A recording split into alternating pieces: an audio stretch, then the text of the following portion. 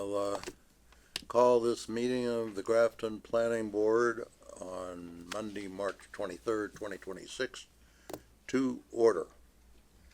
All of us are here in the room, so we don't need a roll call. Anybody out there on Zoom, put your hand up, I guess, if you have input when it's appropriate. So this brings us to public input. This is when, if someone has something to talk to us about that is within our purview and not otherwise on tonight's agenda, this is your chance to talk to us. Hands, any hands, any hands, any hands? No hands. No hands on Zoom? Oh.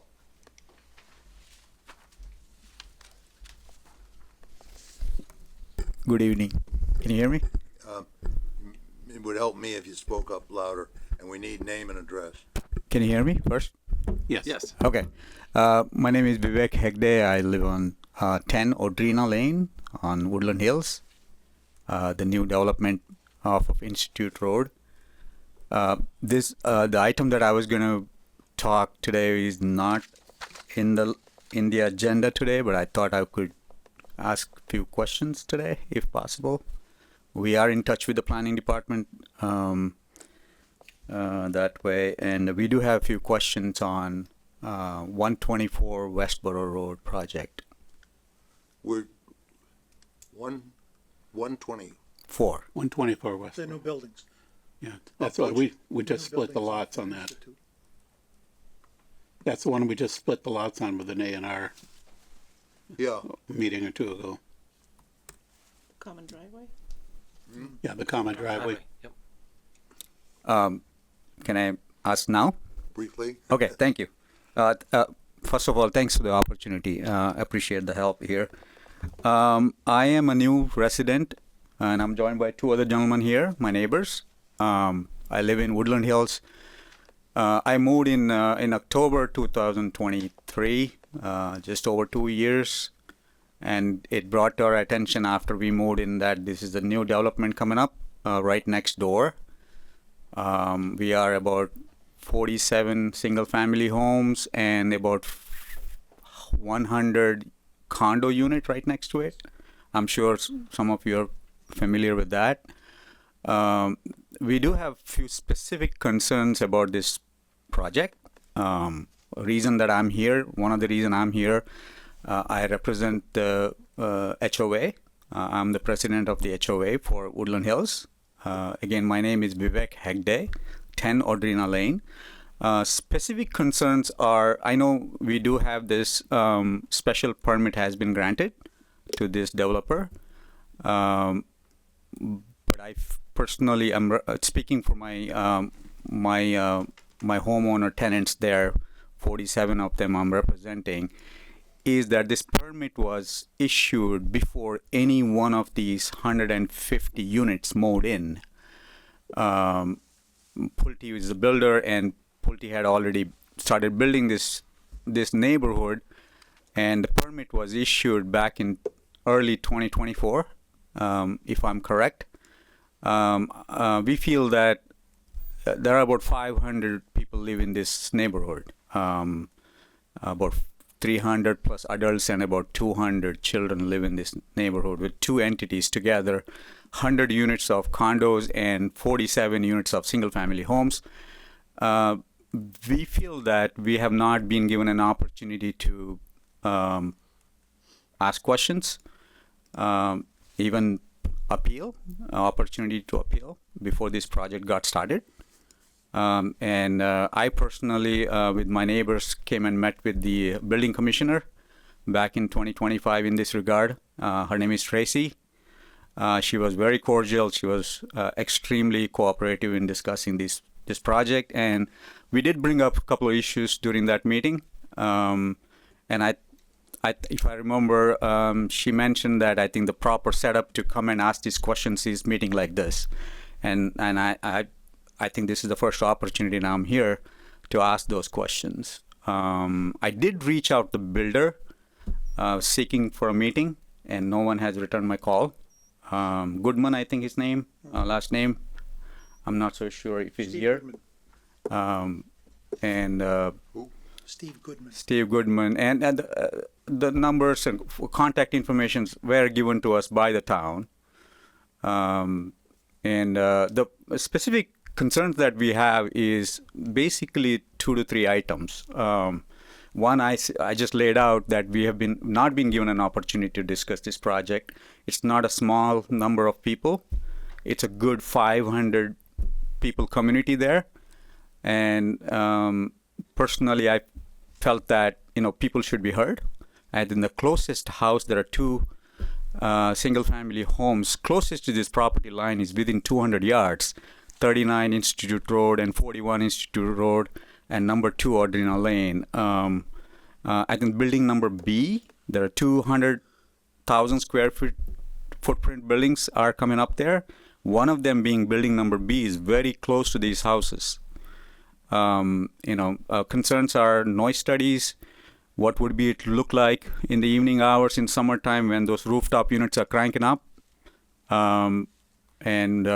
What happens to the close by homes? And also we want to know if there is a buffer zone between Institute Road and this development. Is there trees are going to be leveled, or is there some line of trees going to be left over just to have a buffer on the Institute Road? I think the frontage of Institute Road is about 1,200 meter or feet, one of those two. Very close, in my opinion. The safety, buffer zone, noise studies are our main concern. And I do understand there is an access road being built off of Institute Road to this new property for passenger vehicles and emergency vehicles only. We're happy to hear that there is no major trucks are being driven on those roads. I was reading the special permit conditions this morning, and there was a little bit satisfactory information there for us. But we are asking why there was no thought process given allowing the passenger vehicles having an access on the Institute Road end of it. Why there was no discussion on making both access from the Westboro Road side? We're happy that trucks are not coming, major trucks are not coming, but at the same time, we do have the safety concerns. I'm happy to answer questions if you guys have anything on that front.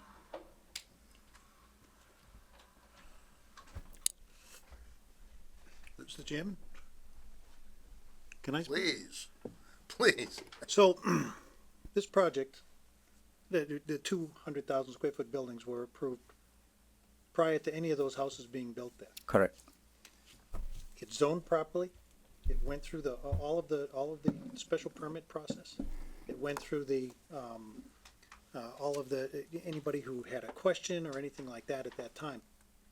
Keep in mind, your development wasn't built. So there's really nothing, I mean, you can, appreciate you coming here. Mm-hmm. But there's really nothing that the board can do, because the board has already approved the Right. special permit and the location and the access and the traffic study and the entire thing. So there's really not a lot, that this board can do. Unfortunately, that piece of property, where you live, that's been in subdivision for 10 years?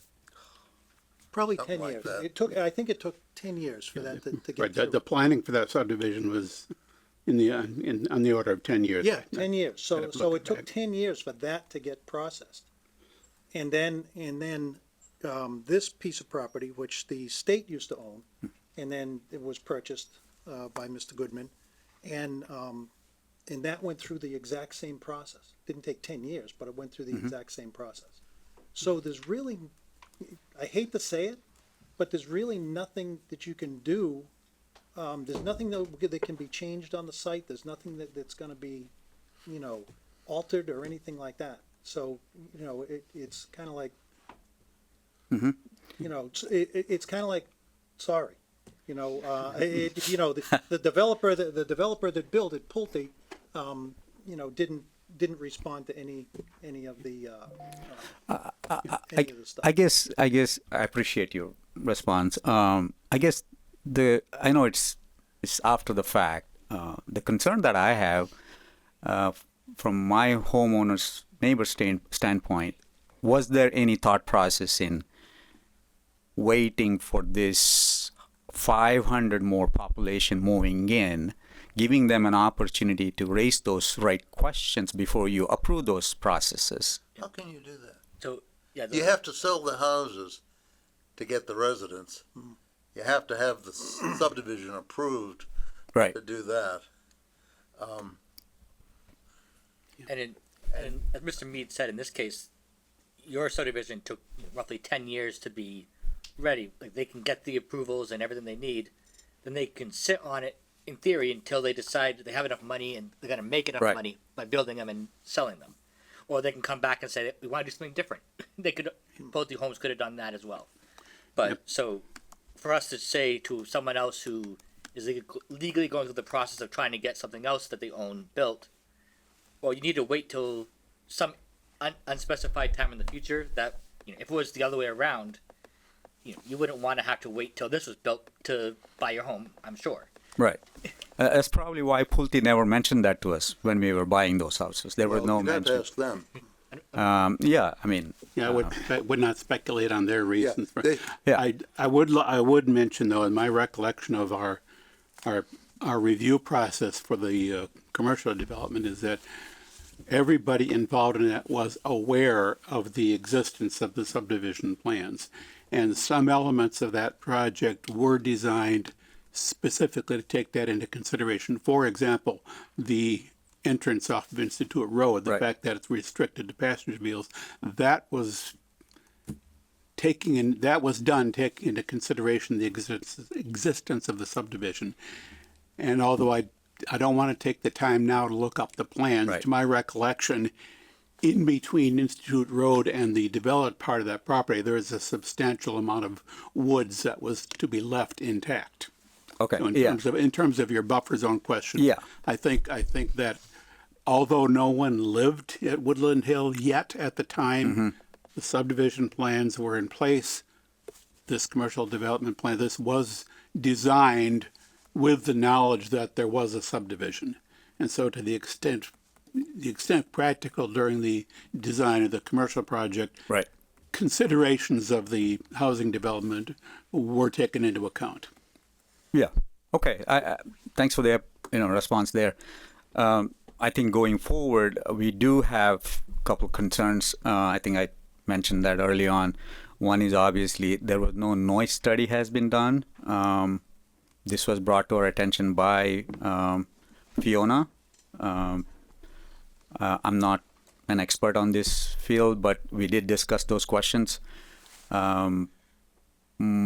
Question is, what is the process for it? Is it something that noise study normally is done before these kind of approval happens? Or you did the traffic study. We appreciate what? that. Traffic. Yeah. Traffic, that's required in the bylaw. Yeah. Okay. For Grafton, there was no noise thing on the books for a requirement. It's not a requirement. It falls back on state law, which is roughly there's some specific number that it can raise above ambient level at the property line. I forget the details on that, but But that's state Yeah. level. Okay. Yeah. Would this be conducted during construction at all? That's part of one of those conditions right there, that the builder has to meet those requirements, the state requirements, the environmental noise study requirements. We don't need to require that. The state requires it. You complain to the state if there's a problem. Well, do we have a Because bylaw we about can't construction enforce noise though? It is in the conditions, Yes, sir. construction noise. It's in one of those conditions of the construction. It is listed that they have to meet those requirements. Yeah, okay. Well, they do anyway. Yeah. If it's state, yeah, Well, but just for clarity for these folks, because again, we can't really go back. So forward looking, right? What do they have to reference in terms of making a complaint if they feel it's too loud? So I think that's what has to happen. Right. Is if you feel it's too loud, then you would have to come into who in the town to That would report be that. the building- And then I that'd be think our I'm- zoning enforcement officer, which is Tracy, that he's already So spoken. you go to Tracy. Tracy, okay, And then we'll you do have- that. in the bylaw for the construction noise, it says excess of 100 dBA measured at the point of the boundary of the property, right? So Yeah. if you felt it was too loud, then you could talk to Tracy, and then I think she would know the process to go and, Yeah. and sort of test that out. Yeah, if I can take this opportunity to say a couple of things here, if you guys don't mind, that is one. Obviously, we will communicate with Tracy on that. Then during construction, I'm hoping there is no major heavy equipment vehicles are not accessing this property through this new access being built. I'm not so sure when that passenger vehicle access being built, because the reason I mentioned there are little children that they go to bus stops right there in the morning, 7:30. There you can expect about 20 to 30 kids waiting for the buses there.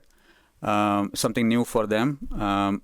I don't know what is the timeline for those access road being built. We do see the access road right now off of 30. Westboro Road, 124 Westboro Road. It's a construction access they have. I've seen some bigger vehicles going there. That is another concern we have. Hopefully, that's something that town can keep an eye on, making sure that the builder. There's a good chance, been a long time since I've actually looked at the plan, but typically the plans for a project will include information about construction traffic, where construction traffic is allowed to go and where it's not. And so, to the extent that any of that construction traffic was taken into account, that is most likely to be found somewhere on the plans. Yep. Possibly in the permit, but if it's not written explicitly in the permit, the plans generally address various aspects of, construction activities. Okay. And without looking at it, I would guess that it's likely that all of the construction traffic is expected to be from Route 30. Okay. That's very important. Thank you. I don't have any more questions. Thank you. Thank you. Thank you so much. Thanks for having some public input. We don't get much. Although, I wish we could help more, but, No, we appreciate that. Thank you. okay. All right. Stillwater Estates Tri-Party Agreement.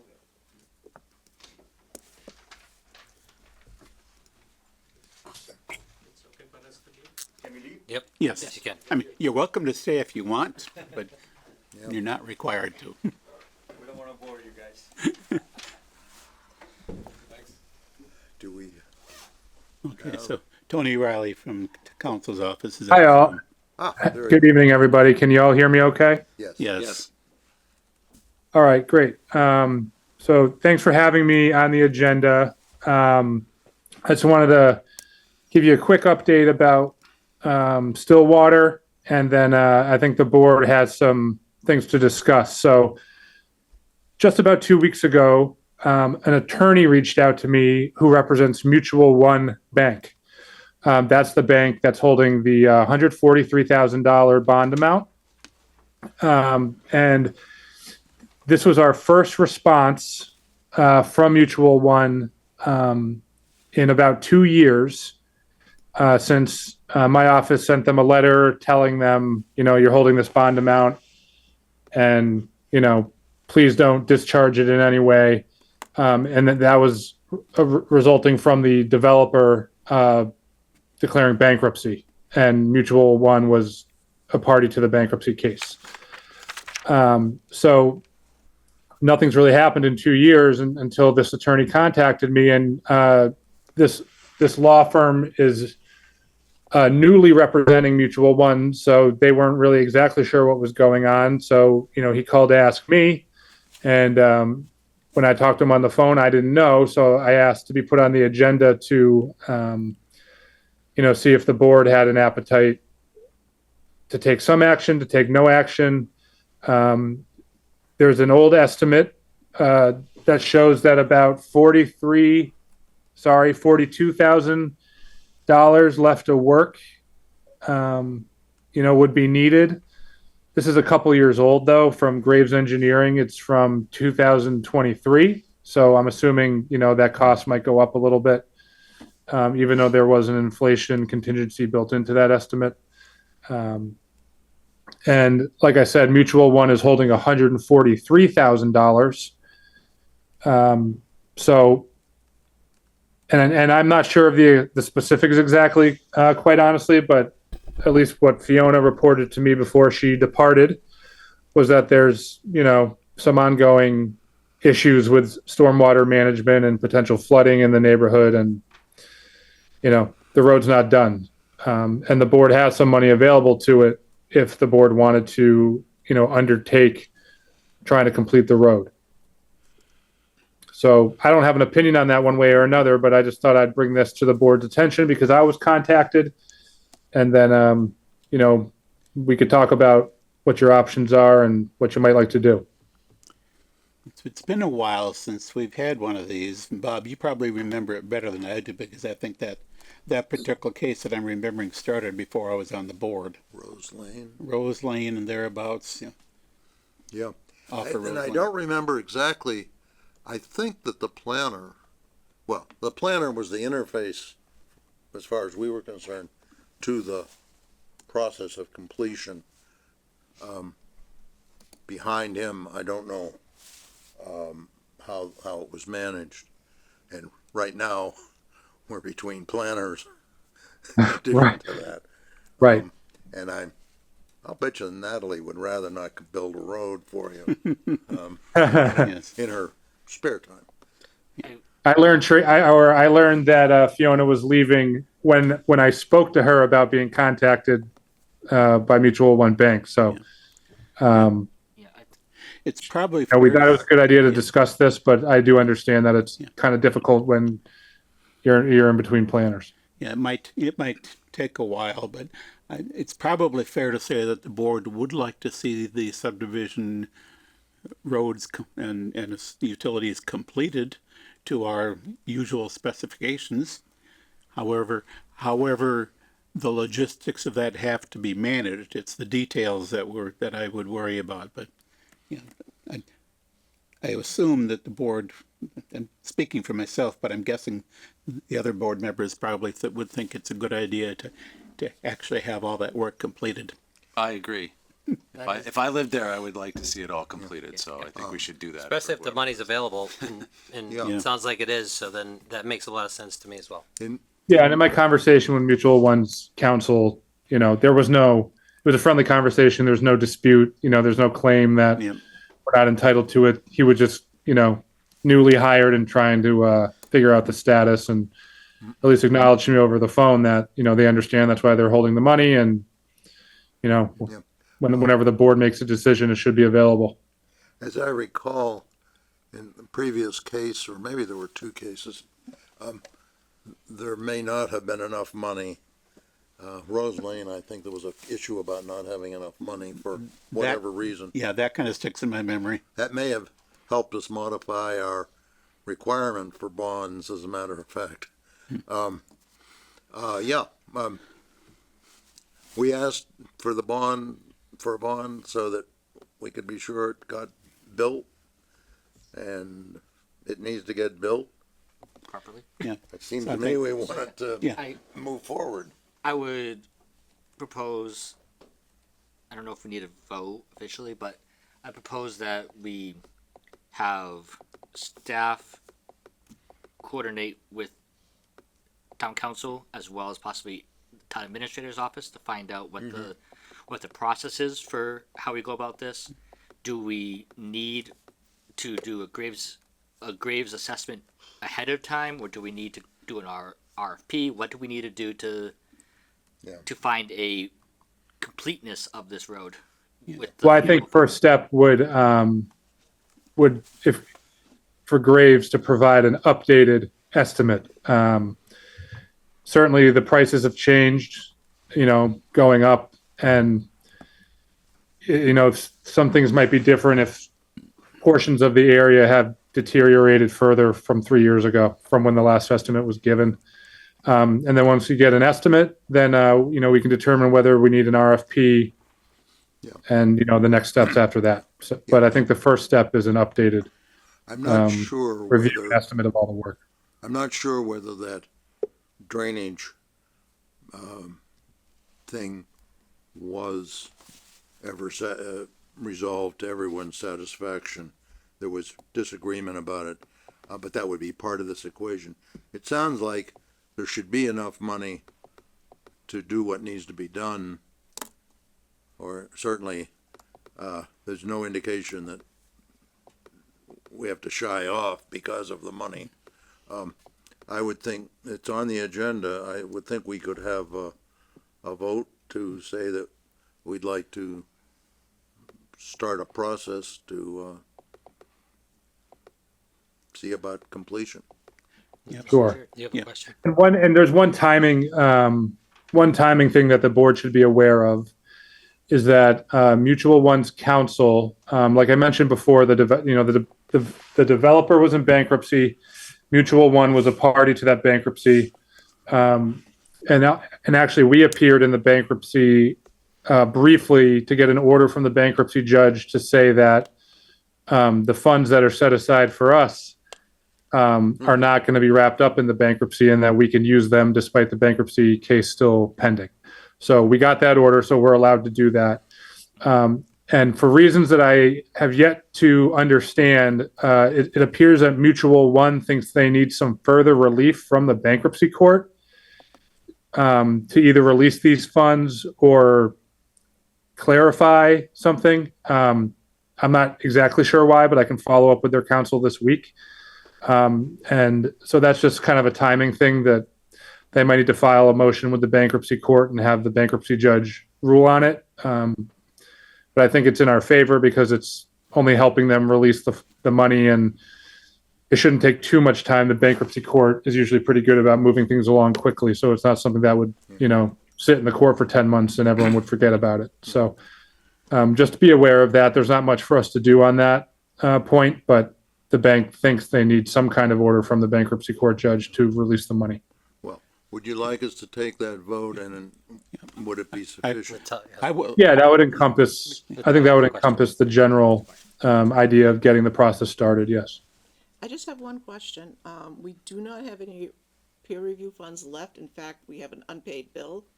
So in order to contact Graves, if, after the vote, for an estimate to be able to provide the construction cost, would we have funds I available? think we're just saying, we wanted to move forward.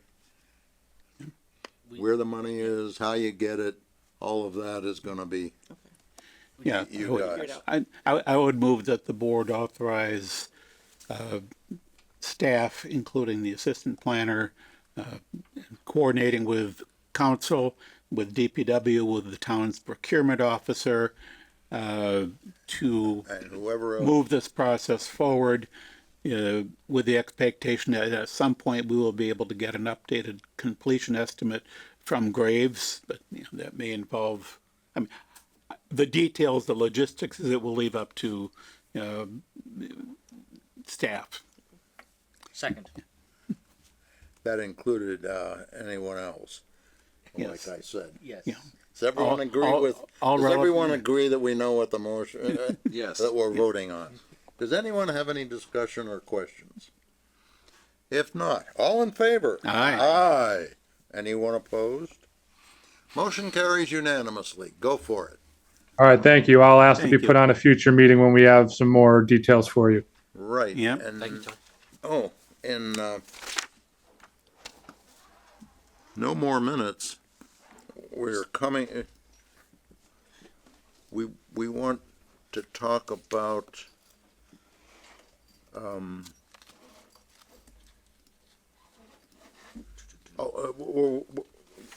the other thing we were gonna talk about, was that the solar field? Yes. Yes, that's the. Yeah, your office had given us, some input.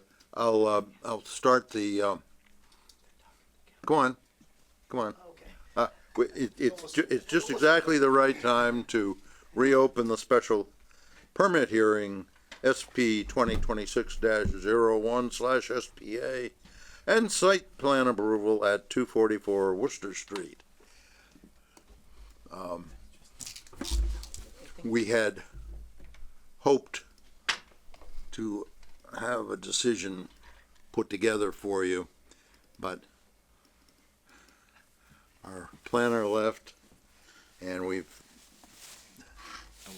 still have the outstanding I did question. send them an Yep. email, saying that it would not be ready for this meeting. yeah, which is a concern for you folks, but for me and us too.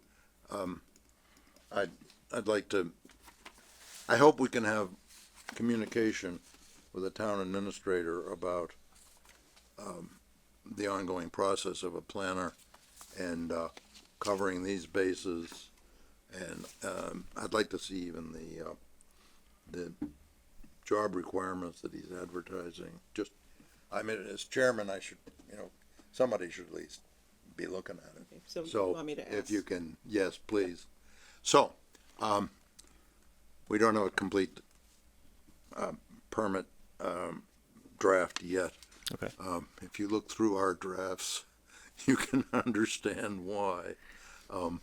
They used to be, when I started, they used to be, like a page or two. Yeah. But then something happened and we had to add some stuff. And then something happened and we had to add things. And then something happened and we had, and each planner has embellished. And Fiona was very thorough. So, okay. Tell us what you want to tell us tonight. Okay. So, just a few different things. Number one, just to confirm, everything with Graves has been addressed and taken care of. Nothing outstanding at this point is my understanding. I just want to make sure that was correct in everybody's eyes. That is correct. Yeah, there was one item that we addressed in this last, Oh, Yeah, so- you should say who you are. I'm sorry. Adam Hartman, with Wyman Gordon and Nick Fasendola, Level Design Group. Level Design Group. You see, they record these meetings and now they're starting to use AI to produce minutes. I mean, what I meant to say is Ronnie Brooks with Wyman Gordon. No.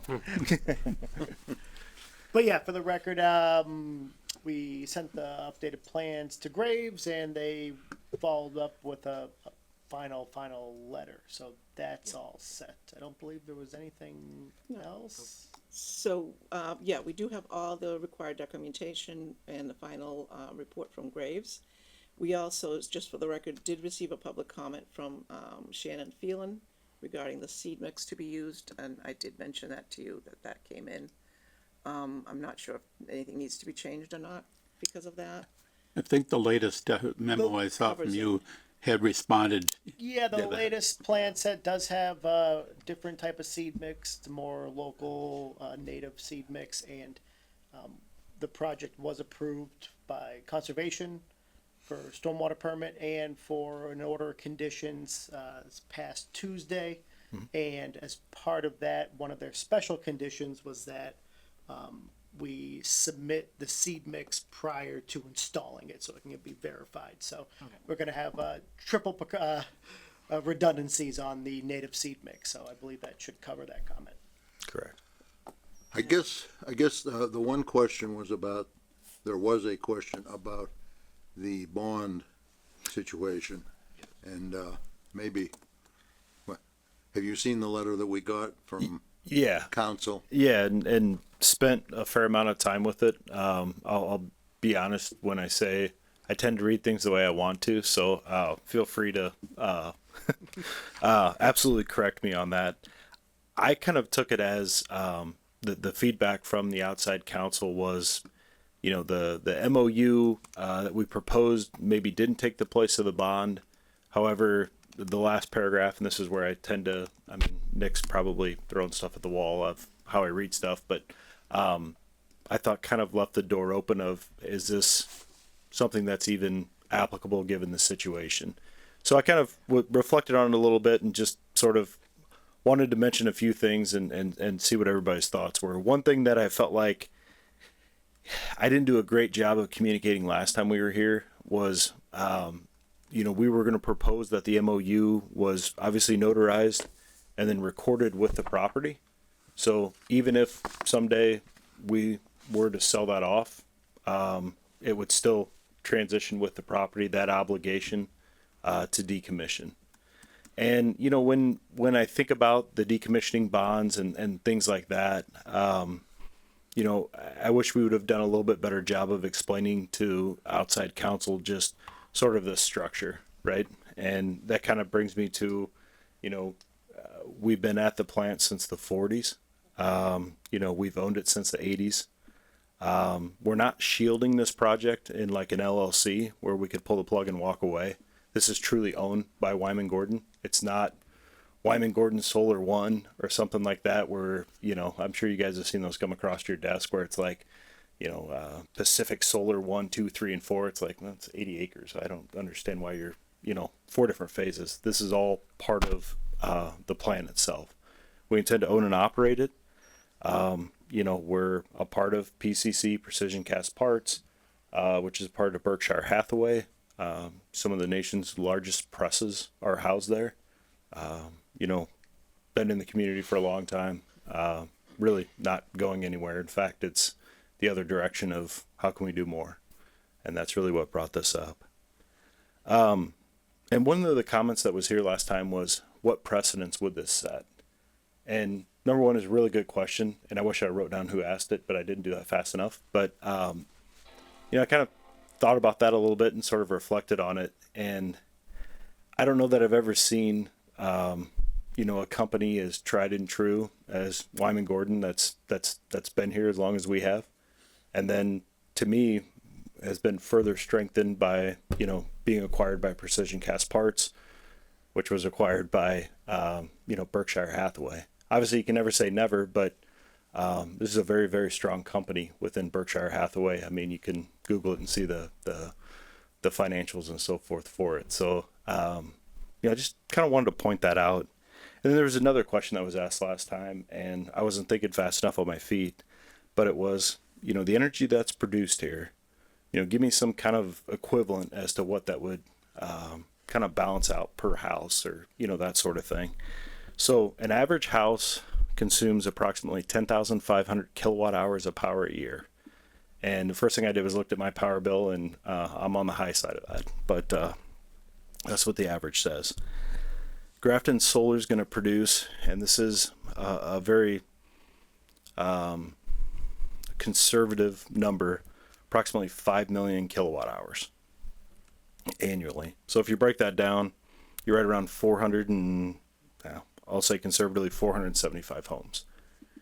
So what that would produce would offset, you know, that amount of energy, which when you think about it, you think about stress on the grid, and I want to be very careful when I say that, like, we're not saying National Grid has problems on the grid. I'm just saying, like, you know, stress to the electrical grid in general, it's making a pretty big impact, especially during those peak times. Now, if it's hot out and cloudy out and it's not producing, obviously it's not, but, you know, during days when the plant is producing even, you know, half of that, it's still going to make a heck of an impact.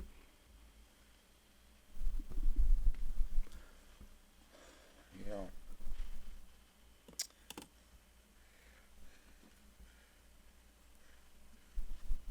Do we have any more input from council relative to this? Hi, Mr. Chair. So I wasn't aware of this hearing, and the letter you received from my office was not written by me.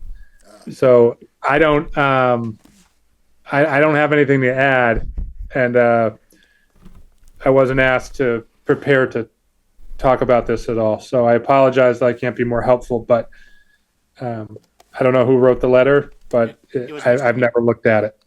Christopher Heap. Yeah, that was Chris Chris. Heap, okay.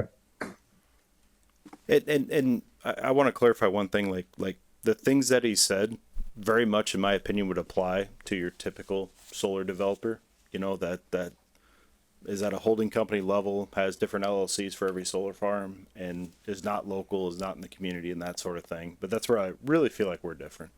Yeah, everything, in general, we want some assurance that when it comes time to decommission that solar array, that it will be possible to have the decommissioning completed. And to me, respectfully, recording an MOU against the property that transfers with the property. Yeah, and in a case like this, we have an owner who is clearly solvent, has been around a long time, and have every reason to believe will continue to be around for a long time. If it should ever come to pass that the property is sold, maybe repurposed for something, the solar array goes along with that. And even assuming taking a very long view, the lifetime of the solar array components might be 25 or 30 years, but assuming that the solar array still remains useful, then it will be upgraded over time. So it's got a potentially very long lifetime. And the potential risk that we have to think about is, suppose there comes a time when Wyman Gordon or its successors, for reasons unanticipated now, suddenly vanishes. The property, the property is, the entire property is likely to be abandoned at that point, including the solar array. But until such an event occurs, we can probably be confident that the owner of the solar array, if ever choose to decommission it, will it be in a position to be able to do that. Sure. So it's that what if that we have to keep in mind, that we somehow have to either accept the risk or find a way to mitigate the risk in what may be a very unlikely event, but ultimately we need to make a conscious decision about what we do with respect to that risk, however unlikely we may think it is. And typically, as we all know, typically we ensure that decommissioning can take place by accepting some form of surety. And there are several possibilities there, but some form of surety.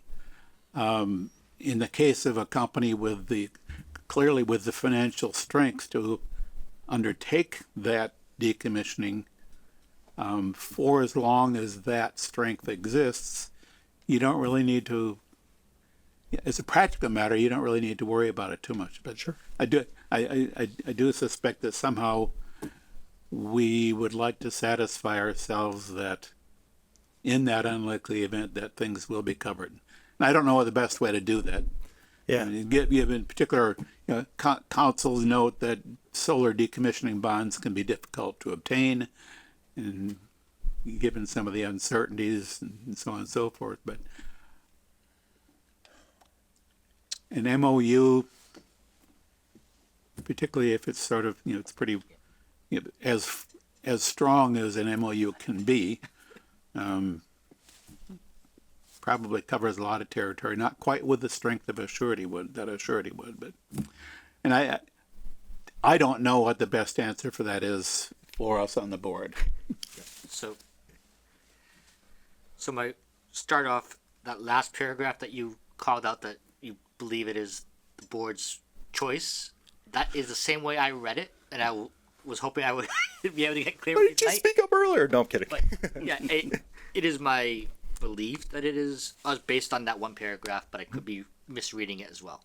But I do feel in this case, the MOU as you described it is enough confidence for me to move forward, but I want to understand from our town council's point of view, would we still be required to have an actual bond for some solar company one, as you just described it, in the future, where we don't have that same level of comprehension that it would still be decommissioned properly?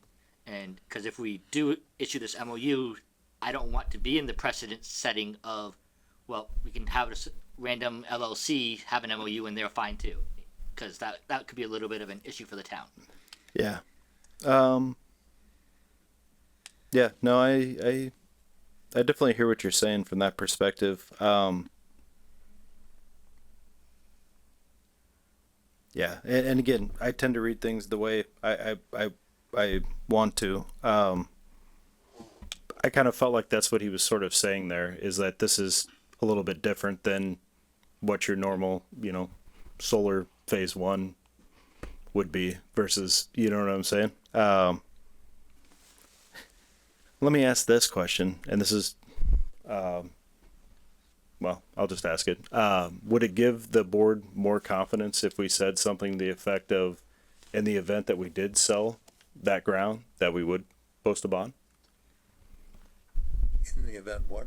In the event that we did sell that ground, in the event that Wyman Gordon no longer owned it, that we would post a bond?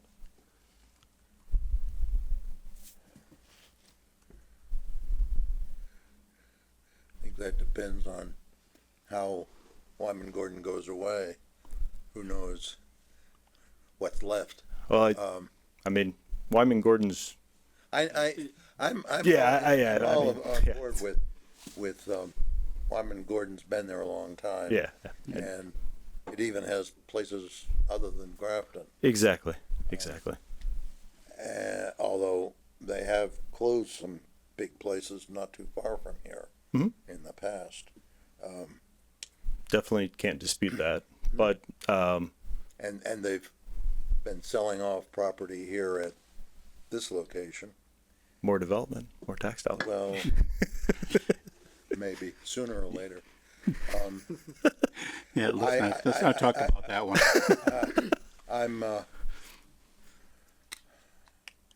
don't know. I mean, at the end of the day, we want you would guys to have comfort. I would like a assurance that whatever it costs 30 years from now, or whenever it is, will be covered. Because at the rate we're going, if we name a number now, Yeah. we'll have to review the number every year. Yeah. So Is there an estimate now of what the decommissioning, like in dollars, would cost? I mean, there's some standards that are out there. no, but we don't have We don't have a number for this specific. I mean, it's based on the nameplate size. So, there's quite a few numbers that I think we found some in New Jersey that had been somewhat recent. It was, gosh, right around 100,000, I think. How many 100,000. total. for Yeah, per megawatt. how many? Per megawatt. Yeah. And this is 3 megawatts? A little over 3. Yeah, So we're talking about maybe $300,000 in today's dollars. correct. Right. So, I mean, I don't know. Personally, for that amount, in the context of the whole property and everything like that, I don't know. No, What the standards are. no what? If the bond itself is as important as the commitment from the resident, right? Because for anybody to buy that property, what's $300,000 if you're buying and renovating that property? I don't know. I'm just bringing in that perspective. And that's one of the ones that, to be honest with you, I've struggled with a lot. Is as big as that footprint is, everything that's there. But again, we want you guys to have comfort. So what would be the reason that you're gonna decommission the solar farm? If you look at the history of renewable energy, about every 10 years, and that's a conservative number, it's been closer to 5. You're typically repowering stuff. There's the past has been government incentives that are there. The technology's vastly improved, or having power generation is extremely valuable. And think of a scenario of if the plant ever went away, and I absolutely don't believe there's any indication that would ever happen, just given what's done there and how critical it is to the aerospace industry as well as other industries as well. You would have a solar facility with an interconnection point that's right there with some paperwork. You would probably transfer it over. Can I ask the question again? What would be the reason to decommission? Cause you didn't answer it the first time, I really didn't. Well, kinda like a politician. May I answer? No, you know, So in most situations, a lot of these projects, the company doesn't own the land. They have a 25-year lease, so that land then reverts back But- on a typical site. but take that out of the equation. So generally, your solar module is going to degrade a little bit every year. It's just part of the sunlight hitting it, right? Most companies have 20-year warranty behind their modules, but most of them are still going to be producing at the end of that 20 years. I mean, one of them's warranted at, what was it, 91, 92%. So if you take care of it, if you do inverter maintenance, invest a little bit of money, and I believe as you look at it, it would make financial sense to, you would want to keep going. Yeah, So so in what- fact, you wouldn't be, you might be upgrading equipment, swapping out, equipment, but as More than long as there's value in producing Yes. the solar power, there's no decommissioning at all taking place. No. You're not gonna No, decommission. we wouldn't decommission and then just walk away from it. It would make, I can't even fathom a scenario. So sorry for dodging that question. I was, No, you I don't, was the just, second time, that's okay. It's, But the I was real just answer what I'm, is, what I'm saying is, most times, these properties are leased, and that Yeah. term is up, and you have to remove but we own every it. single Adam, hold on a second. You please. own the property. You have to remove all the components as part of that lease agreement. In this situation, the property's owned by Wyman Gordon. Right. It's owned in perpetuity. Right. For them, it makes no sense to go in and have that cost to remove every single post and reestablish vegetation through that area and reclaim it. That's typically what's required. In our situation, we probably reinvest in newer panels, upgraded equipment, now that that infrastructure is already there. You know, those stainless steel posts, they're not gonna fall apart in 20 years, right? So there may be some maintenance required, but in an ideal situation, you're rehabbing the system. Hopefully we have 800-watt panels, right?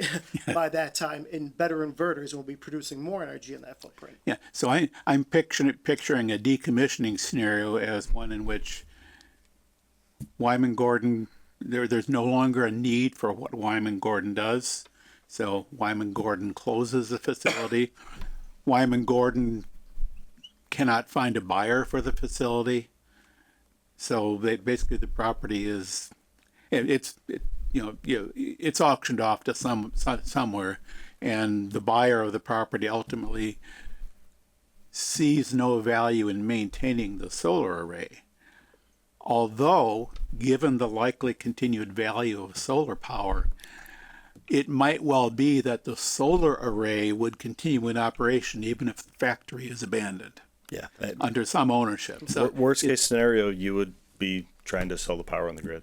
on the other hand, if it becomes illegal to generate solar power, we have bigger problems. which it might. Mr. Chair, Mr. Chair, we're really getting into a lot of hypotheticals here. I mean, my question is really around, if somebody has to buy that lot, the biggest problem is not going to be the solar array on that lot. So, I just, all that, we can go through all the hypotheticals we want, but how do we help them do something, for the business? I mean, I don't know, I'm getting a little bit. That's why I go back to your comment. I mean, I go back to the line in the next to the last paragraph. So I think it is an interesting question whether a decommissioning bond should be required for a project like this one. Yeah. Yeah. That's exactly where the attorney's coming from. Their perspective is, and this is from my perspective, we need some assurance as a board and a town that you're not going to walk away from this site. I know Wyman Gordon doesn't plan on doing that. You wouldn't be doing this project of solar array if you had any intention of doing that. Correct. So I just need, from my perspective, that our outside counsel is comfortable with your assurances that you're putting in this memo of understanding, whether it's a stamp of approval or whatever. I need to feel that firm is comfortable.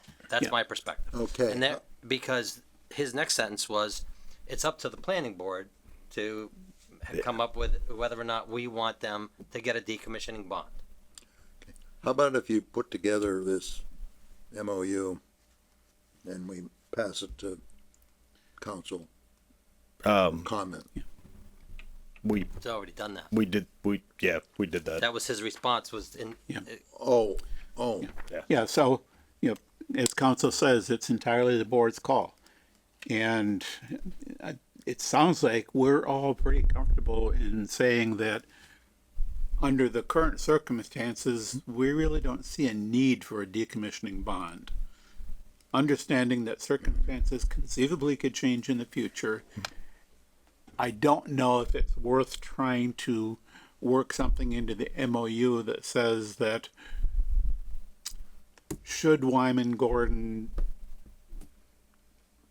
cease to control this, then the planning board at that time should be involved in a decision as to whether to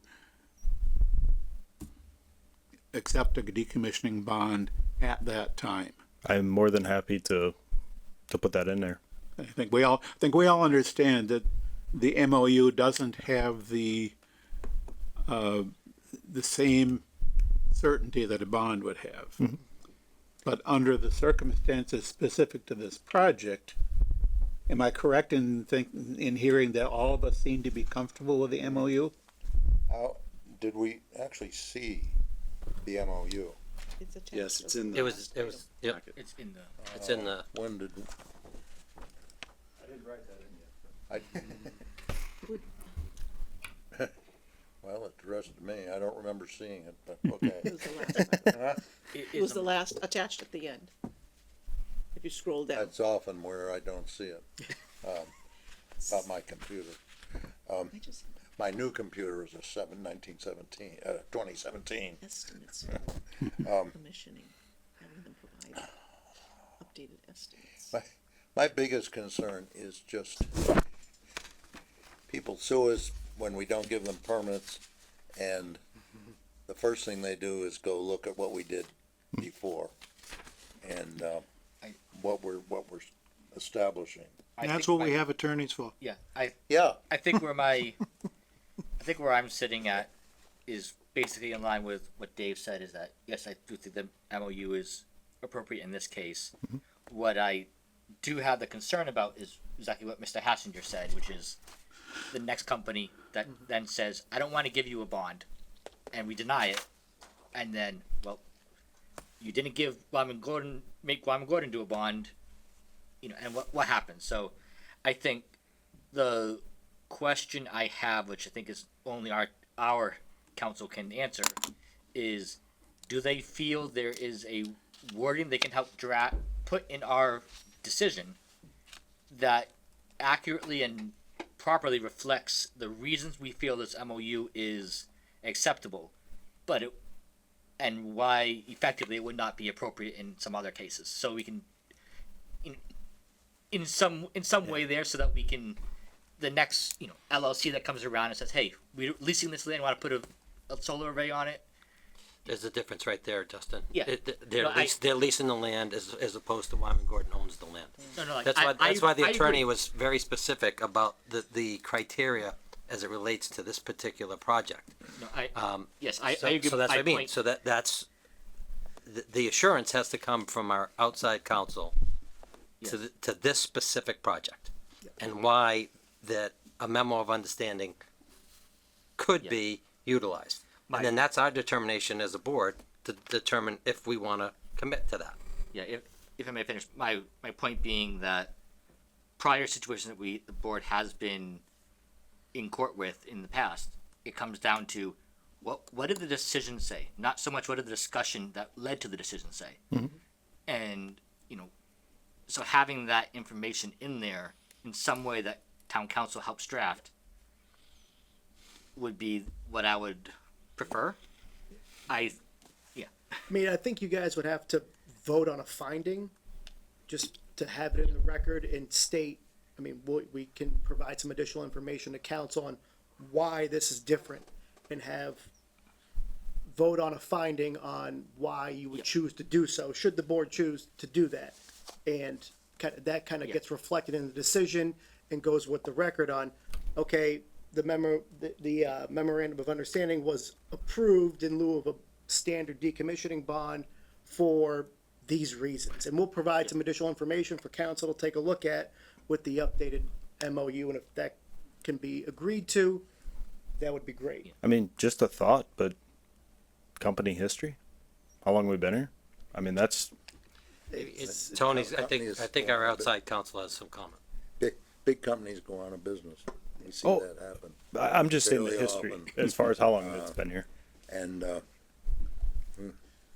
who knows? So I think if an MOU needs to be worked on more, it sounds like, and like I said, this is my first interaction with this project, so excuse me if I'm, misstating things that everyone already knows, but it sounds like what you're trying to do can be done.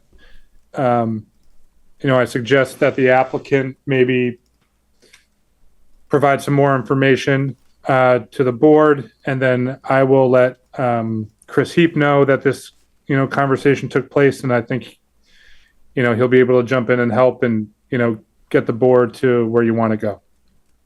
Let's do that. Yep, sounds like a plan.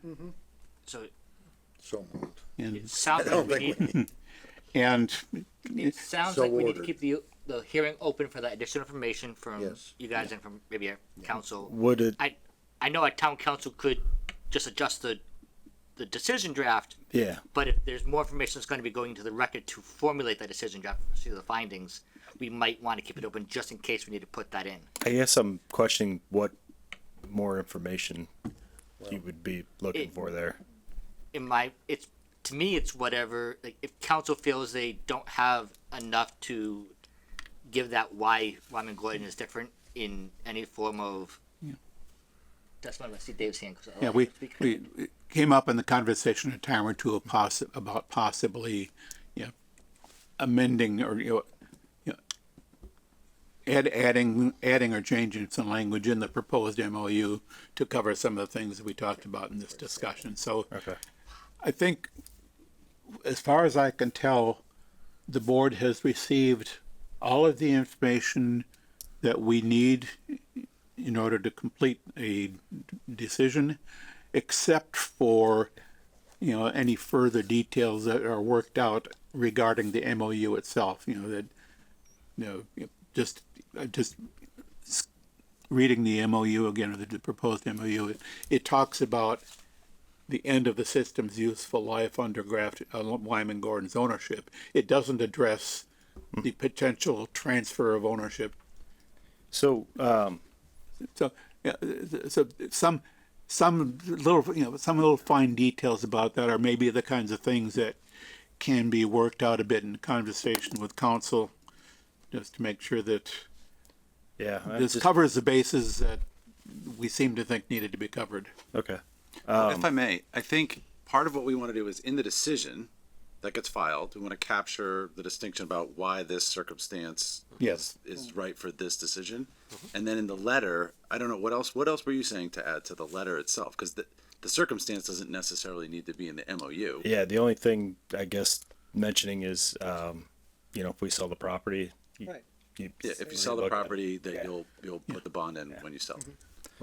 If you lose the property, Well, it's not, see, what I was thinking is that if Wyman Gordon's transfers the property, sells the property or whatever, that in the special permit, which is filed in with the deed of the piece of property, it says in that Wyman Gordon's will decommission the solar farm. At the transfer, any transfer of that property. That's it. You don't need anything else. That's gonna be in there. So if they decide to sell, or if they go out of business, or they start to go out of business, or whatever, they are on the hook to decommission that solar farm. except if they go on a business and they don't have the resources to do it. but the property would, in all honesty, bring more than Right. what it would cost to decommission that. It's to me, it's a very simple thing. Just, that's it. Yeah. The property transfers in any way, Wyman Gordon's is responsible prior to the transfer to someone else to decommission the solar farm. Let me, that's- Would, that's- would me that ask- include, Wyman Gordon has already changed in that it's gone under Well, whatever the current name of the company is, I don't know. Well, no, it's still Wyman Gordon. Yeah, it's still Wyman Gordon. Generally speaking, the special permit is binding upon any successor to Wyman Gordon, and that's a very general term that, you know. And that's filed with the deed, And so that- yeah. you can't get around it. No. Yeah, yeah, and I guess. That's why the attorney said he wasn't really sure that there was a need for a decommissioning bond in this case. Correct. So part of what we're talking about is the decision has to justify the choice of this particular mechanism to covering decommissioning. You know, and that's not necessarily us receiving any additional information. No, there's no bond required. And if, So, yeah, It's and, just and finalizing some language. yeah, that's all it is. if it could very well be that the MOU as it stands, it's written in terms of Wyman Gordon decommissioning at the end of the system's useful life, but I think like you suggest, Ray, if that's incorporated as part of the decision, then that's binding upon any So successor. it's decommissioned at the end of its useful life, or any transfer of the property out of the current name who's on the Well- special permit, and that's it. Not to argue this point to death, but we're going to record it against the property. Yeah. So even if we It's sell on the deed. the little Yeah. piece of it, that commitment would transfer to the new owner. It would, Regardless of, yeah, and And you. how do we get the new owner to do it if, No, it has to be They done don't by want Wyman to. Gordon's prior to the transfer, so. what? No. well, has to no, be done. I guess what I'm What if trying to they say is I can't imagine a scenario where we would ever sell it, but I'm just saying, if the property was transferred, that obligation would go with the owner or to the new owner, and regardless, I mean, commercial property values, I mean, think would support the decommissioning The of that. condition could just read, should the, a bond has to be put in place before the property Yeah, I'm happy to put can that in be there. sold. Yeah. So before Wyman can sell it, we'd have to come here, have a bond estimate reviewed, get the bond in place, and then the property could be sold. Ultimately, a transfer in ownership of the property, the new owner might well want to keep that solar system in operation. So I wouldn't demand decommissioning upon sale of the property. Yeah. So you have the option to establish the bond, Or get the bond in decommission, place. or maybe you have the option to establish it or decommission, but Right, so what you do is just as this gentleman just said, you're gonna sell a piece of property, the new owner has to come in here Yep. and say, we understand Wyman Gordon has to decommission according to the special permit, it's on the deed, they have to decommission prior to the sale, we want to continue the solar farm, and then they come back to this board, and then they go through the process, hopefully not the process you guys have been going through, but that's a very, very simple. It's very simple. There are no bonds involved. There's no numbers, It's it's just. write it into the special permit and file it on the deed. Ray, why don't you work on this with her and them? I will. So ordered. Yeah. So can I ask one question? I promise it'll be the last. Sort of timing wise, I mean, obviously we're getting to the point of chomping at the bit to go. So as we look at this in 2 weeks, would we have potentially a draft decision that would include this, where it could be voted on and approved to start the 20-day clock, or? That would be my hope. Okay. Yeah, Be a hope. I would expect that to be the case. Okay. We're, Although, to be picky, it's gonna be 3 weeks. Our next meeting is scheduled 3 weeks from today. 3 weeks. Okay. we're, But that pickiness aside, yeah, I don't see anything that would further delay it. Through the chair, is it okay if we work with Yeah. the planning office on please. Oh, absolutely. Hopefully- this And, language? please Okay, do. just wanted And, to make and sure. potentially outside counsel. when on some she- Maybe language. outside counsel, just wanted to make sure She's- that was acceptable. she's doing like at least two people's job. Three. And, Yeah, we don't have an assistant. and, we have, Office either. Tony, do you have well, another comment? we have, I don't think I covered this page yet, did I? I know that Natalia would appreciate having one of us work with her help her, tell them what you'd like. Well, basically, we have the decision. Fiona had done a lot of the work already. There's still the public hearings sessions that to go over and to make sure that all the findings and all the conditions from that are included. And if we don't get our contract planner in time to have a planning board member, at least kind of look at it and make sure that it didn't omit something. In the findings, especially in the conditions, that's what. So would a condition, and this is me not understanding. Let me Go ahead. volunteer. I'm generally available for something like that. I would happily I'd help defer to Dave. Dave? Yep. You got it, Dave? I can, Will you, I can, I'll do whatever I can to help. Okay. Okay, thank you. yeah, between Dave and I, Include that in my make it so. Um, And Question. you feel your base is covered? Yes, I just have one question. Do we want anything still from town council to be included as an exhibit Well, as a final? this is, no, Tony's got- Are Tony's we got- good? this is, I- this was filed, this is part of our, what we have now. So we're good. I think that Tony has another comment. well, okay. Yeah, I was just going to say on that point, generally, without having read Chris's letter, but a general rule is, the decision can kind of include everything it needs to include, and you don't attach like a town council opinion letter to the back of it. Yeah, If it that's I sounds- was just thinking of the the question. project page, if you had anything to add as an exhibit, otherwise we can close the hearing, right? Yep. Yeah, I think it sounds like everything we've talked about, in nailing down what we, what our discussion about the surety or lack thereof, sounds like we ought to be able to handle all that in the drafting of the decision. No additional exhibits necessary. Yeah, and I guess that was my question is, and I don't understand half of what I think I know about policy and things like that when it comes to this, but While you're is a talking to conditional council, approval appropriate? Ask them, because,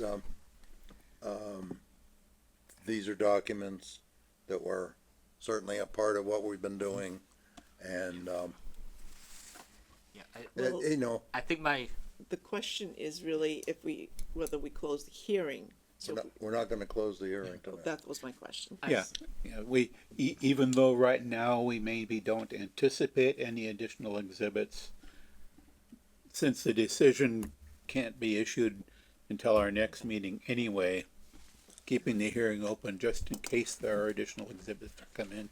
Yeah, well, there's no. It doesn't telling. delay things at all. No, I guess my question was more so would a conditional approval minus the working out the language be appropriate here? And I'm asking. Yeah. Well, I don't know I'm what not a advocating. conditional Draft decision, approval yeah. is. No, we don't. Oh. They don't even have a That's decision. true. Does, That's true. does, Yeah. That's true. does anybody think this isn't gonna get approved? and one thing just to say explicitly, you guys may already That's a know vote of this, but confidence.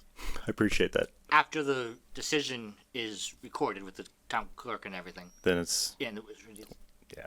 that does start the appeals clock.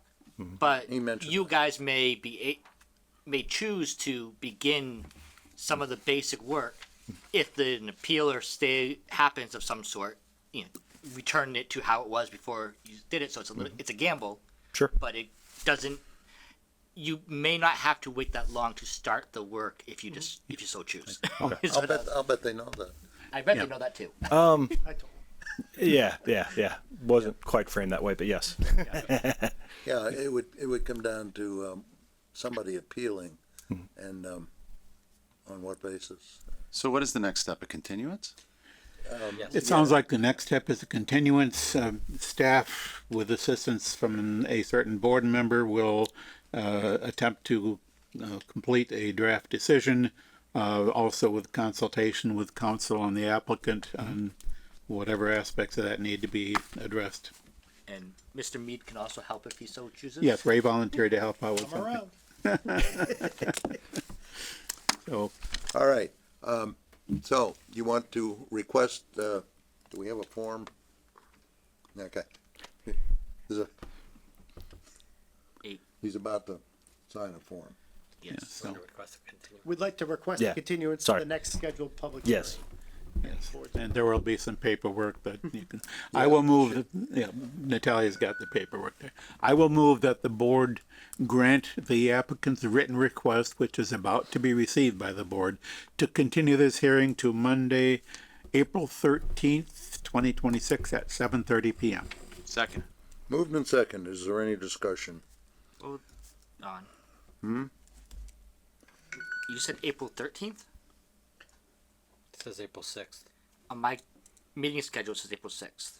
I don't know why, but because it's usually the second. April 13th is the second Monday of April.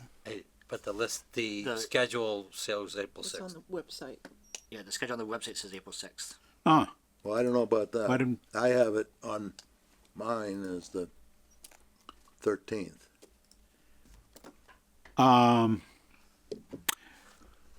maybe we, PDF of the 2026 did- schedule says April 6th. why would we have scheduled it for April 6th? It doesn't make sense because What? the 20th is a whole. April 20th is a holiday. Yeah. More often than not, let's see, Our No, list says if April you- 6th and April 20th. If you go to the 8th, then the next meeting is 1, 2, 3 weeks away, right? So there's a 3-week span, one way or the other, and I say, It's either the 6th or the 13th. of the, meeting on the 13th. Why don't you come both nights? Yeah, we have to Say be, hi then. That could be Perfect. that we can, I, I, we have to be state specific for a continuance because time and date specific. And Yeah. well, our online calendar that says our meeting schedule says April 6th. yes, if the meeting schedule we adopted around the end of last year, if that meeting schedule that we voted on says April 6th, then that would be the date. yeah, I can't remember why that was. Yes. I'm not sure there is a I mean, we could why. reschedule it, cause all I would have to do is just change the, Change it was up to you So, guys. yeah, Yeah. we say it at the 6th because that's the next scheduled meeting, So, according to what's on. Mr. Roberts, do you want to make a The, corrected motion? the motion is amended to use the date of April 6th, which is our next officially scheduled meeting. Second. Moved and seconded. Discussion? Hearing none. All in favor? Aye. Opposed? So voted. I guess every topic needs a long discussion tonight. In Thanks some for your time people's and opinion- consideration. Yeah, thank We you very much appreciate for your it. time. Yeah, I we appreciate it.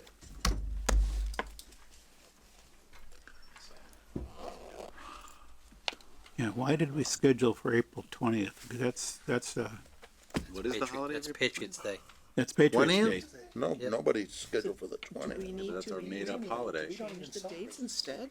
Oh, Because if it's not. Marathon is on Marathon Patriots Day. Day, I know the marathon is, but out But here. the school, yeah, I know, That's I school, 128. we school we were- vacation. Vacation, yeah. We had School other staff at vacation the time, so I'm and- not sure how. Patriot, It's a well, holiday. if it's It's a state Patriots holiday.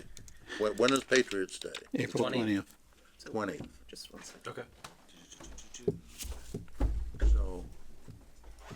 So It Push we that one to the moved, 27th. we moved the. All right. And there We was could take also vote a, to change there's the also a dates. legal notice for April 6th, so we can't change that date. What's that?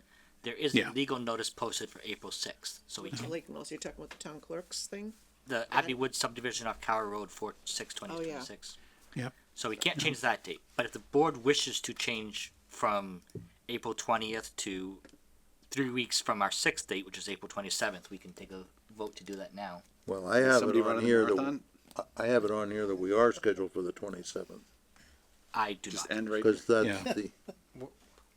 that is the This is the, on the 1, 2, website. 3, Yes. 4th Monday of the month, which is when, I understand, but the meeting website has the dates of April 6th and April 20th. Yeah, And then that's- May that- 4th. That's the calendar that the board voted to adopt. Because the On town meeting was October on the, 27th. I probably got adjusted because of the town meeting on the 11th. well, we always, yeah. I'm baffled. So, Well, you could probably, You guys are so good. bottom line, does You the guys are board good. wish to meet on April Unless you just 20th? Do we want to entertain meet? it. The 6th is good. We'll see you on the Six 6th. is Six good. is, six is correct. could you make sure that? When you- somebody figures all this out, Let me know. send me a note The additional. Do we, real- to both my email addresses. One might get through, who knows? So your title. Could have. or how- okay, well, let's Yes. move along here. Are we? Okay. I don't believe we're done. I just can't believe it. Additional. I mean, it's only been twice as long as I told Linda already. Yeah. All right, bills, there's a bill. Move the board authorize payment of the bill. Second. Moved and seconded. Discussion. Hearing none, all in favor? Aye. Opposed, so voted. Staff report. Well, okay. So I can give a little bit of a brief one. The planning director's position was advertised, as you all know. The status update from Evan is that there are no viable candidates as of today and that we're currently in the initial advertising period. Fiona did put in a request to obtain the services of a previous contract, planner that we had, Eve from, Planners in a Pinch, if you recall. Yep. I'm not sure of the exact status of that is. So the first week since our planning director has been gone was very hectic, as you can imagine. Most of the time I was spent fielding phone calls, emails, counter inquiries, and familiarizing myself with the status and the upcoming, requirements of various projects and grants. So this morning also was the final day for submitting RFP proposals for the Fisherville Pond Dam Design and Permitting project. The bid opening will probably take place tomorrow. And another thing is, Central Mass Regional Planning Commission, Joe Ziabowski, has been sending out requests to the various town departments to review content in the permitting guide from, for their departments. The edits and responses are due approximately April 6th. There's a walkthrough scheduled for Woodland Hills with Graves Engineering, the applicant, and various town staff. That will probably take place, right now we're scheduling it for April 2nd. It's expected that a determination of completion review will be before the board in the near future for road acceptance, probably in the October town meeting. That's quick.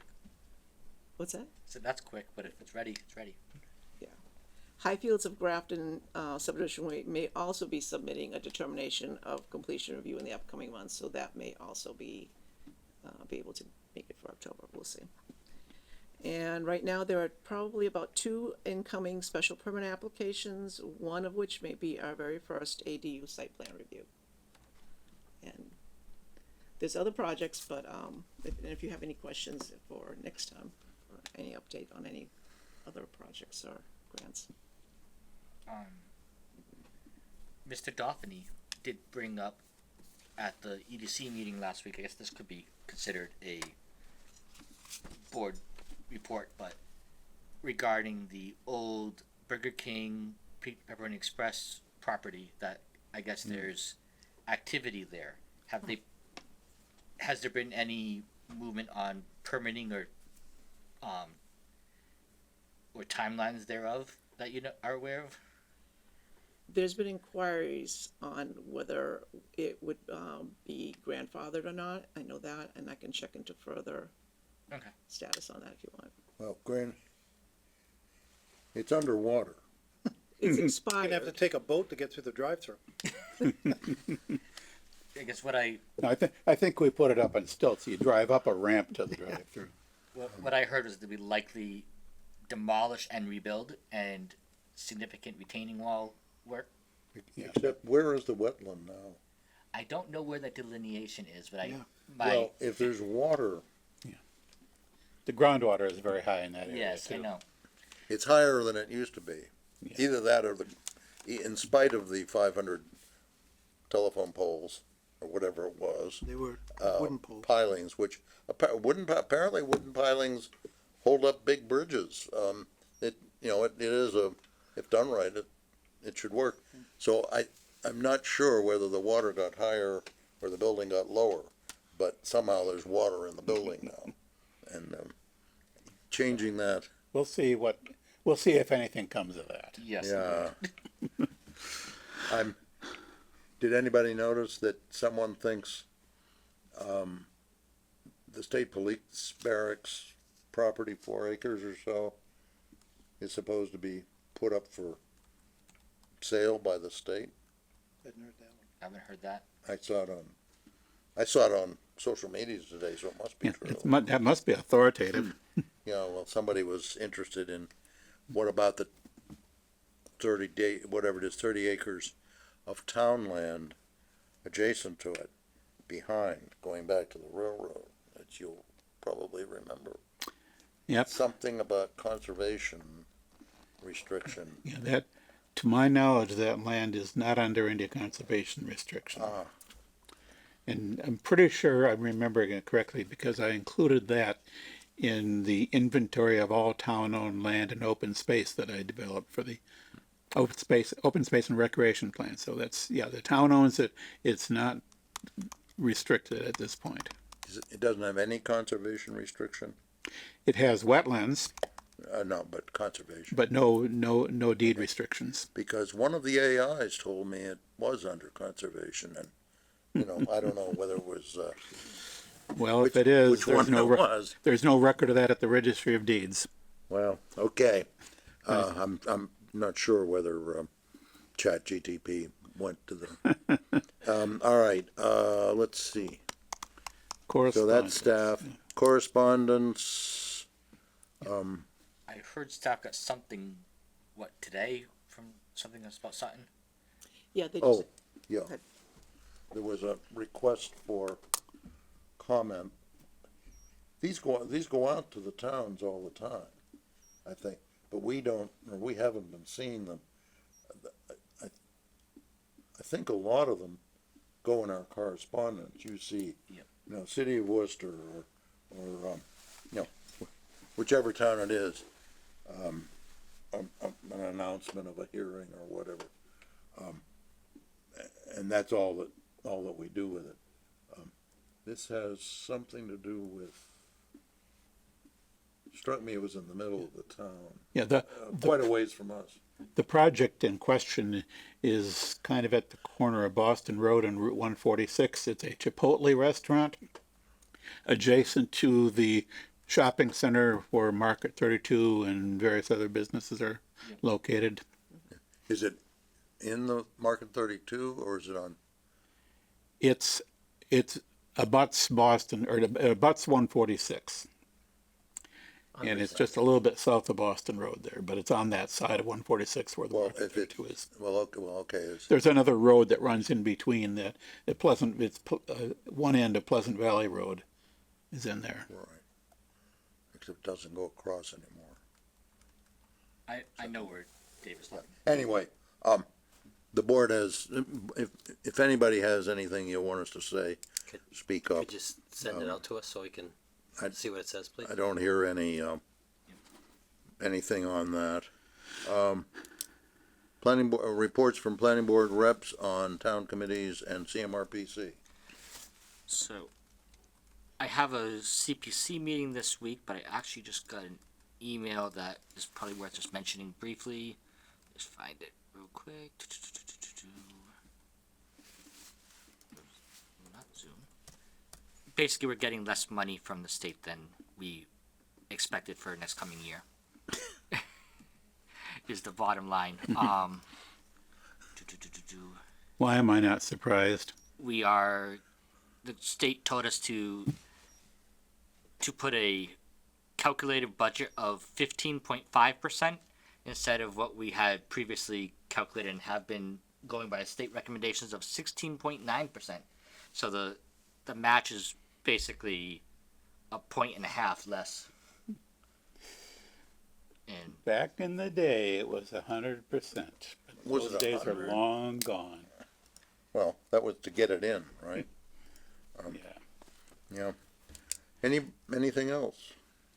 I will report on my attendance at the CPTC annual conference this past Saturday at Holy Cross. A couple things of interest that the sessions I sat in. One, which connects to the social media rumor that you mentioned, Bob, is that the state is starting a program of selling off state land specifically for housing. And as I sat through that, I thought it was interesting. Nothing occurred to me at the top of my head of any property in Grafton that might be interesting or relevant to that, but the State Police Museum, former State Police Museum, is owned by the state, and if the state decides to sell it for housing, the way the process works is the state will either solicit RFPs or put it up for auction. Either way, the condition is that this property be used strictly for housing. So that's a state program that they're just starting on. They mentioned a few properties that are currently in process, but that it's conceivable that the former state police barracks could end up being part of this program. So that was just, that's one point of interest that's potentially relevant to Grafton. The other more interesting session I sat in on was the consolidated solar permitting, which would apply to a project like what we were just reviewing this evening. It's basically for any solar project under 25 megawatts, which is the majority of solar projects, solar farms that are being built or proposed. The state is setting up a consolidated permitting process, which means the applicant files a single permit application which goes to all of the boards that would review it. So typically a single permit application would come in a Grafton, and it would go to the planning board, Conservation Commission. Those are the two most likely places for it to go. So each board continues its own review of it, but it's a single permit application, and the town must complete action on it, approval or deny, within 12 months. Now, what's interesting for this is that the 12-month clock does not start until the town has deemed that the application is complete. So an incomplete application, that can go back and forth between the town. The 12-month clock starts only when the town determines that the application is complete. So it's not based on the filing date, it's based on the date we determine it's complete, which I think is entirely appropriate. Sometimes we feel like we're under the gun because, we keep asking for more information. The idea here is the applicant needs to provide complete information at the beginning of the process before they can count on getting their permit within 12 months. It's different from the 40B comprehensive permit process, where in Grafton the zoning board covers all the different boards' permits. So this is, and the other thing about the consolidated permit process is that's kind of important, is that before even filing the permit application with the town, the applicant is required to conduct various outreach and public information. So again, the idea is to get a lot of the public comment and input up front, to have an application that's ready for the boards to go on, and then we have 12 months. It's a bit like expedited permitting under 43D.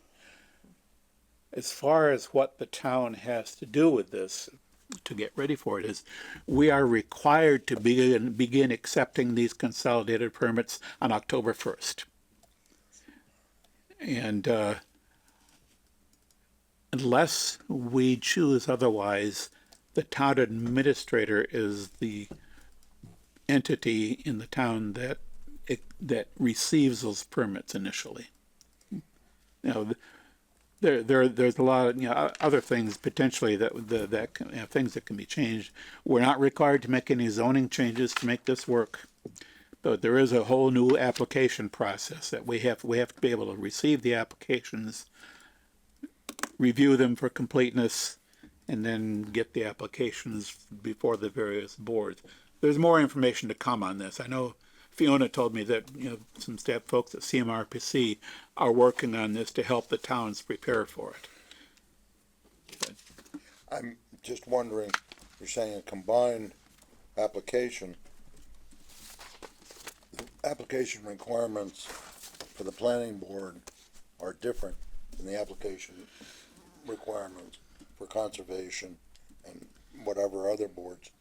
Does this in any way alter any of that, or does this consolidated application have to include everything that we all want?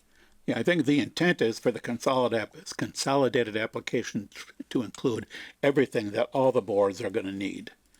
The details, I don't think the state has yet come out with, the details of what exactly they're gonna be asking in the consolidated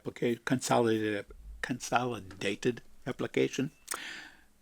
But that's certainly something that we're gonna wanna pay attention to. By the time it goes into effect, we would like to be confident that everything's aligned with what we currently do. Is that a law, or is that some administrative action that some part of the state government is trying to take? It's a law. And it's passed? Yes. The law has been passed. Haven't heard of, okay, Law has been passed. Regulations have been written. Guidelines are in the process of being developed. okay. The guidelines cover a lot of the technical details. For example, the guidelines mention surety for decommissioning. Well, okay, well, do they say that you have to do that? What do they say about that? Do they change anything? Well, let's see. I made a note of that one. The guidelines, so far they're still draft guidelines, but they require, and I think the public comment period on the draft guidelines has been completed. What do they say? But they require cash, bond, letter of credit, escrow, or another form of surety reasonably acceptable to the local government. Okay. That fits reasonably with what we were just doing. Yeah, I think so. Anything else, anybody? I don't think there's we don't need to go past 10. I don't think there's anything else that lawfully can come before us. I move we adjourn. I'll second that. Moved and seconded, it's not debatable. All in favor? Aye. Opposed? So voted. Good night, Irene.